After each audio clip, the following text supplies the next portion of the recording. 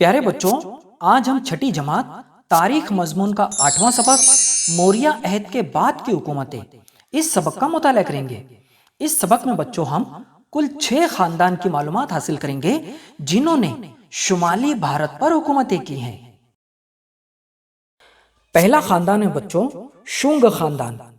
सम्राट अशोक के बाद मौर्य इक्तिदार की ताकत में कमी होती चली गई। आखिरी मौर्य राजा का नाम बृहद्रथ था।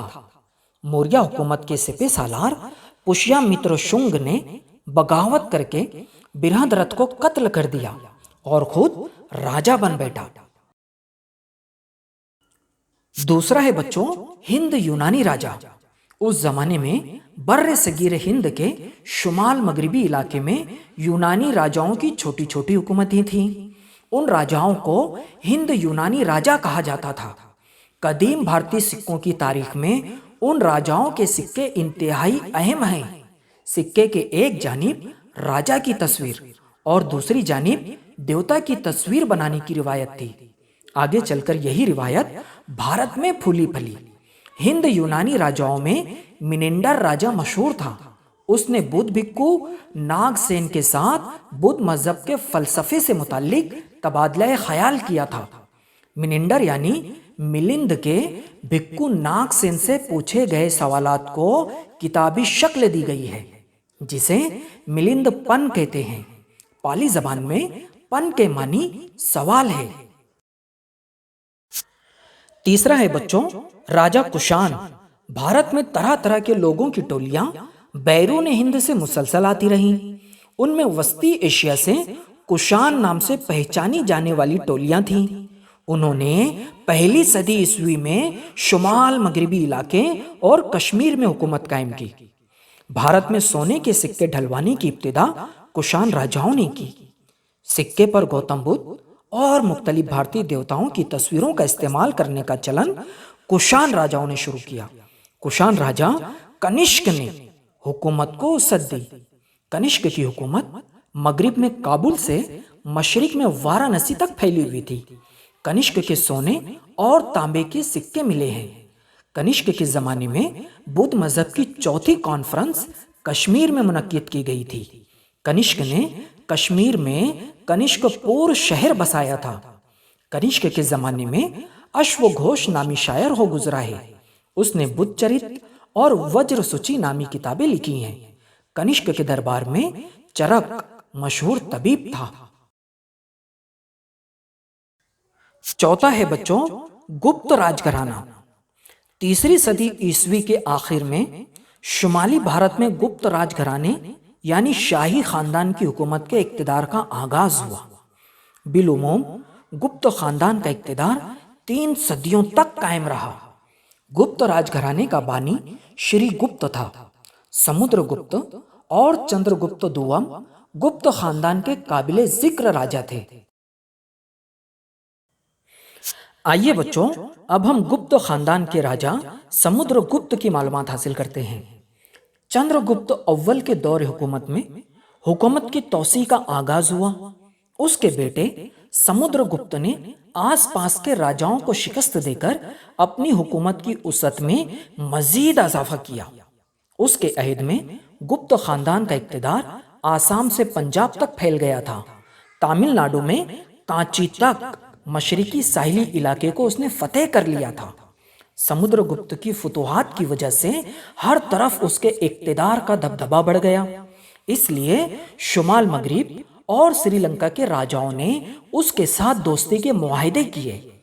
समुद्रगुप्त के अजीम शान कारनामों और फुतुहात का जिक्र प्रयाग के सुतूनी कुतबे में तफसील से किया गया है। यह कुतबा प्रयाग प्रशस्ति के नाम से मशहूर है। इसे इलाहाबाद प्रशस्ति भी कहते हैं। समुद्रगुप्त वीणा यानी सितार बजाने में बड़ा माहिर था। समुद्रगुप्त ने मुख्तलिफ किस्म की तस्वीरों वाले सिक्के राइज किए थे। उनमें से एक किस्म में वो खुद सितार बजाता हुआ नजर आता है। उस पर समुद्रगुप्त लिखा हुआ है। आइए बच्चों, अब हम गुप्त खानदान के एक मशहूर राजा चंद्रगुप्त दुआम की मालूमात हासिल करते हैं। चंद्रगुप्त दुआम समुद्रगुप्त का बेटा था। उसने गुप्त हुकूमत को शुमाल मगरिब में वसअत दी। उसने मालवा, गुजरात और सौराष्ट्र को फतेह किया। चंद्रगुप्त दुवम ने अपनी बेटी प्रभावती का ब्याह वाकाटिक खानदान के रुद्रसेन दुवम से किया। इस तरह जुनूब के ताकतवर वाकाटिक हुकूमत से उसने रिश्तेदारी कायम कर ली। दिल्ली के करीब महरौली के मुकाम पर एक लोहे का सुतून इस्तादा है। वो तकरीबन 1500 वर्षों से भी ज्यादा पुराना है। इस कदर पुराना होने के बावजूद वो अभी तक जंग आलूद नहीं हुआ है। कदीम भारतीयों ने तकनीकी उलूम में जो तरक्की की थी उसकी वो एक अलामत है। उस लोहे के सुतून पर जो तहरीर है उसमें चंद्र नाम के राजा का जिक्र है। उस तहरीर की बुनियाद पर यह तस्लीम किया जाता है कि वो लोहे का सुतून चंद्रगुप्त दुवम के जमाने का है। बच्चों, चंद्रगुप्त दुवम के अहद में बुद्ध भिक्खु फाहियान चीन से भारत आया था। उसने अपने भारत के सफर की रुदात कलमबंद की है। इससे हमें गुप्त हुकूमत के उम्दा इंतजाम हुकूमत की मालूमात हासिल होती है। पांचवा है बच्चों, वर्धन राजघराना। गुप्त हुकूमत की ताकत कम होने के बाद शुमाली भारत में कई हुकूमतें वजूद में आई। वर्धन राजघराने की हुकूमत उनमें से एक थी। दिल्ली के करीब वाक़े थानेसर नामी मुकाम पर प्रभाकर वर्धन नाम का एक राजा हुकूमत करता था। उसने वर्धन खानदान की बुनियाद रखी। हर्षवर्धन उसका बेटा था। हर्षवर्धन ने वर्धन सल्तनत को वसअत दी। उसके दौर हुकूमत में वर्धन सल्तनत की तौसी शुमाल में नेपाल, जुनूब में नर्मदा नदी, मशरिक में आसाम और मगरिब में गुजरात तक हुई। हर्षवर्धन ने अपना सफीर चीनी दरबार में भेजा था। उसने कन्नौज में अपनी राजधानी कायम की। उसके अहद में तिजारत को फरोग हासिल हुआ। हुकूमत की आमदनी का काफी बड़ा हिस्सा वो आवाम की फलाह व बहबूद के लिए सर्फ करता था। हर 5 साल के बाद वो अपनी जाती इमलाक व जायदाद आवाम में तकसीम कर दिया करता था। हर्षवर्धन के दरबारी शायर बान भट्ट ने हर्षवर्धन के हालात जिंदगी से मुताल्लिक एक किताब हर्षचरित लिखी।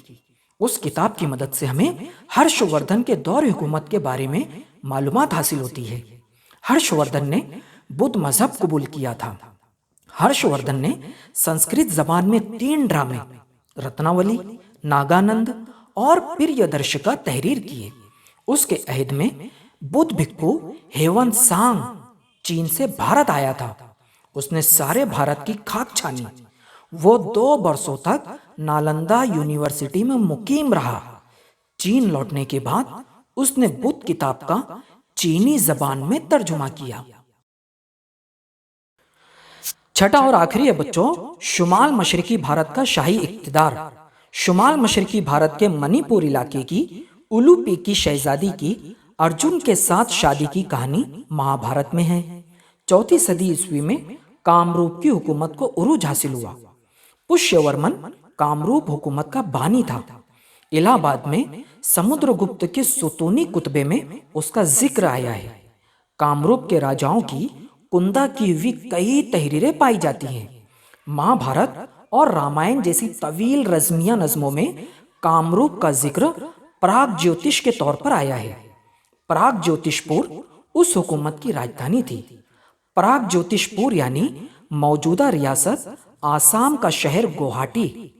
कामरूप हुकूमत दरियाए ब्रह्मपुत्र की वादी, भूटान, बंगाल और बिहार के कुछ हिस्सों में फैली हुई थी।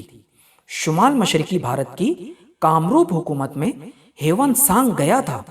उस वक्त भास्कर वर्मन वहां का राजा था। इस सबक में बच्चों हमने मौर्यों के बाद के जमाने में शुमाली भारत और वहां की मुख्तलिफ हुकूमतों का तारुफ हासिल किया। इसी तरह यह भी देखा कि उस जमाने में शुमाल मशरकी भारत में क्या हालात थे। अगले सबक में हम इसी दौर के जुनूबी भारत में जो हुकूमतें थी उनका तारुफ हासिल करेंगे। ये था बच्चों 6ठी जमात तारीख मजमून का 8वां सबक, मौर्य अहद के बाद की हुकूमतें।